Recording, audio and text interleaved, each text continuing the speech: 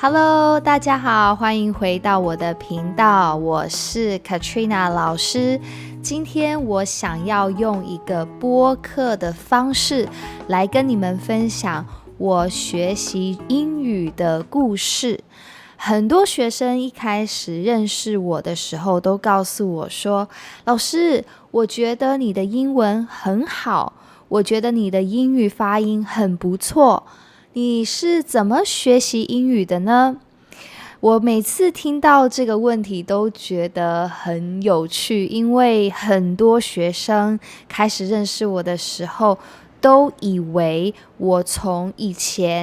小到大英文都是很好的，但是其实不是。那今天我要跟你聊聊我学习英语的故事。我是大概在国一的时候，也就是13岁的时候开始学习英语，从 ABC 开始学。我记得那个时候在国一的时候，大部分的同班同学都已经先在补习班学习过英语了，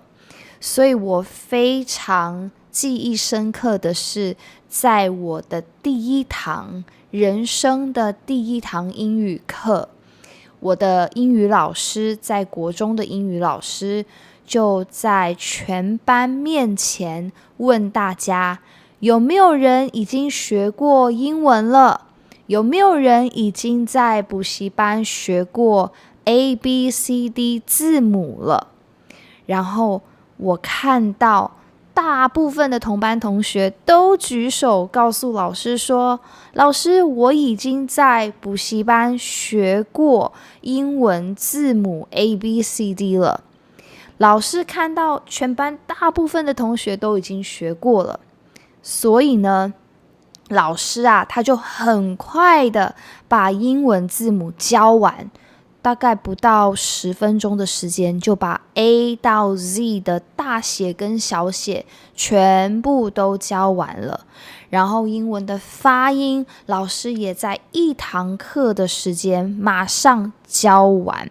而且在国中的时候，因为老师需要赶进度，所以呢，我在国中的时候，就是我们在国中学校课堂里面，我们是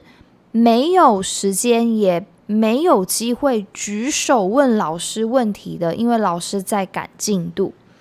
所以我印象非常深刻，就是我人生的第一堂英语课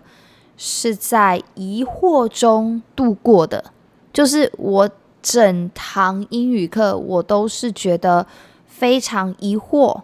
非常挫折，然后从第一堂英语课我就放弃了学习英语这件事情。但是学校还是要考英语考试，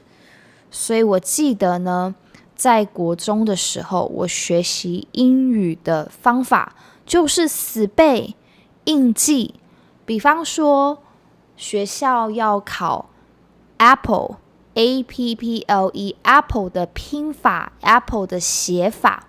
我就死背 APPLE APPLE， 这样把英语的单字记下来。这就是我小时候学习英语的方法。所以我小时候学习英语是为了应付考试，不是真的学习要怎么说英语。我根本就不会说英语，我只是想要应付考试，就这样。我觉得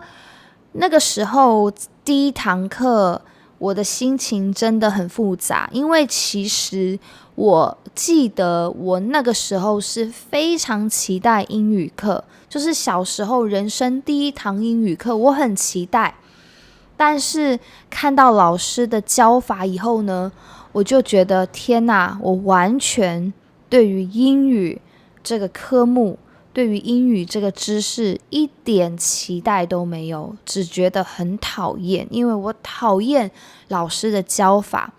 然后我也讨厌学校把英语当作是考试的一个科目，而不是生活的工具，不是沟通的工具。总而言之呢，这就是我一开始学习英语的故事。如果呢，你想听我之后学习英语的故事，你可以加入我的 Chinese Immersion Hub 的中文小组的俱乐部，跟我们一起学习中文，然后听我分享我其他学习英语的故事。